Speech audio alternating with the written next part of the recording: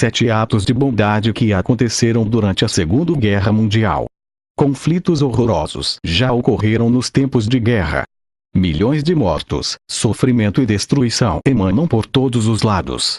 Muitas vezes, quando olhamos para trás, na história, é assustador perceber que o poder de destruição do homem vai muito além daquilo que podemos imaginar. É estimado que, somente a Segunda Guerra Mundial, tenha matado aproximadamente 75 milhões de pessoas, o que a tornou a guerra mais mortal em toda a história da humanidade. Mas, dentre tantos horrores, havia pequenos atos de bondade, que muitas vezes acabam se perdendo entre os números da destruição.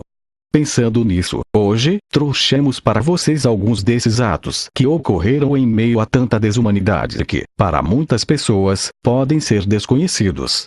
Confira. 1. Richard Queirol. Richard Queirol era um piloto de um bombardeiro modelo B-24.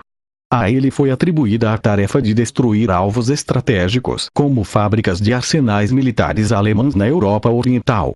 Em um dos seus voos, seu bombardeiro foi atingido por uma arma antiaérea que acabou destruindo sua hélice. Aterrorizado, ele precisou fazer um pouso de emergência que o deixava apenas com 2 escolhas: ou ele se entregava ou morria. Ele pousou em terras rurais de seu inimigo de guerra, a Hungria. Antes que ele sofresse a represália dos moradores da região, a polícia local intercedeu. Caso isso não tivesse ocorrido, Richard poderia ter sido morto por eles. Mas, ao invés disso, ao perceberem que ele estava seriamente machucado, eles o levaram para um hospital militar. Queirol acreditou sua salvação à misericórdia dos militares húngaros. 2. HMS Glovern vs. Admiral Hipper. O destroyer inglês HMS Glovern, em 1940, encontrou o navio alemão Admiral Hipper, em um destacamento que estava a caminho da Noruega para ajudar os nazistas com sua invasão. Ao avistar a embarcação inimiga, a embarcação inglesa efetuou diversos disparos, o que foi respondido pelo Admiral Hipper. Após inúmeros ataques de um contra o outro, o HMS Glovern acabou explodindo, matando 109 pessoas de sua tripulação. Aqueles que sobreviveram à explosão e que estavam flutuando sobre a água, ao invés de serem mortos, foram resgatados pelos tripulantes do Admiral Hipper.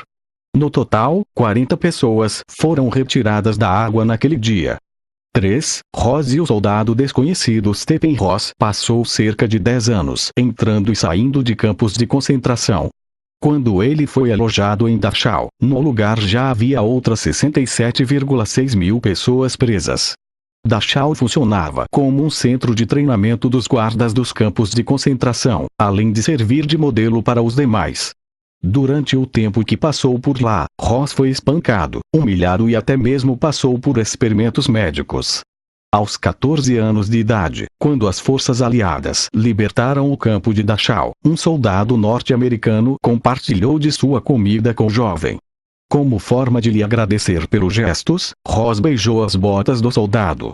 Ross passou cerca de 60 anos procurando por este soldado e chegou a participar de um reality show para isto. O soldado era Steve Sattler, do 191º Batalhão de Tanques dos Estados Unidos.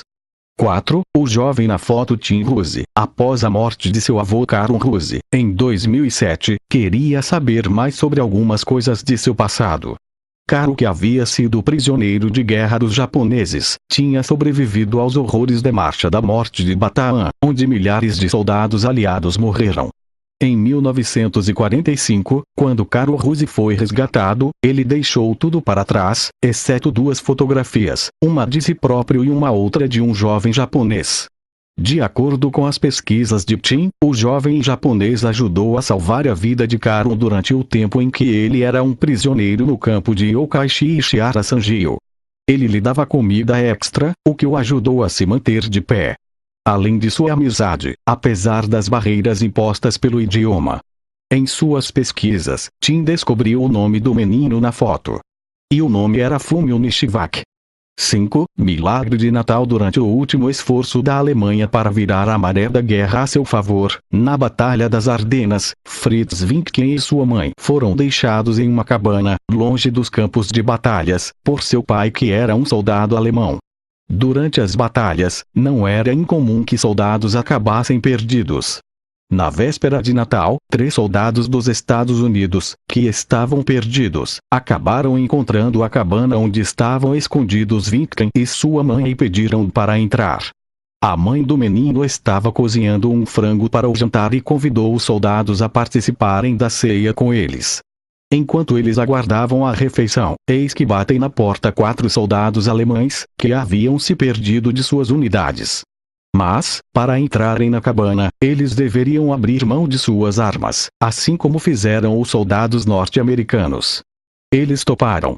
Um silêncio constrangedor reinava no ambiente, até que um soldado dos Estados Unidos ofereceu cigarros a seus inimigos. Mais tarde, um dos soldados alemães ajudou a cuidar dos ferimentos de um dos americanos. Todos jantaram e até mesmo cantaram juntos. No dia seguinte, os alemães deram instruções para que os estadunidenses pudessem encontrar suas unidades, bem como construir uma maca para o soldado ferido. Os alemães voltaram para sua unidade, e ajudaram o menino e sua mãe a encontrarem seu pai. 6. A ajuda de Knop. William Ross foi um piloto da Força Aérea Real Britânica. Ele e o alemão Gernot Knop eram inimigos mortais nos campos de batalha. Ross atacava um navio de combustível nazista quando seu avião foi abatido pelo ataque de armas antiaéreas. Knop havia testemunhado tudo. Cerca de um ano após o fim da guerra, Dorothy Bernstein, noiva de Ross, recebeu uma carta. Na carta, escrita em inglês por Knop, o alemão descrevia tudo o que havia ocorrido e como os corpos de Ross e seus companheiros haviam sido tratados dignamente, recebendo honras militares completas em seu enterro. Além da carta, Knop enviou algumas das posses do militar inglês, como selos, cédulas e uma foto de Ross com seu time de rugby. Segundo Bernstein, a carta lhe trouxe mais conforto e a ajudou a lidar com a perda de Ross. 7. Moritz Tonelli. Mario Moritz Tonelli foi um ex-zagueiro do Notre Dame que jogou na Liga Esportiva Profissional de Futebol Americano, a NFL, pelo Chicago Cardinals. Em 1942, Moritz serviu ao Exército dos Estados Unidos e acabou participando da Marcha da Morte de Bataan. Um soldado japonês, durante a marcha, mandou o ex-jogador atirar seu anel de seu time querido, o Notre Dame. Ele resistiu e relutou contra a ideia de desistir de sua única posse. O soldado japonês usou de violência para fazê-lo fazer o que ordenava. A pedido de seus compatriotas estadunidenses, Mott acabou desistindo do objeto. Um dos oficiais japoneses acabou reconhecendo o homem dos tempos em que ele ainda jogava para o time estadunidense. Ele chegou a Mott e questionou o que o soldado havia tirado dele.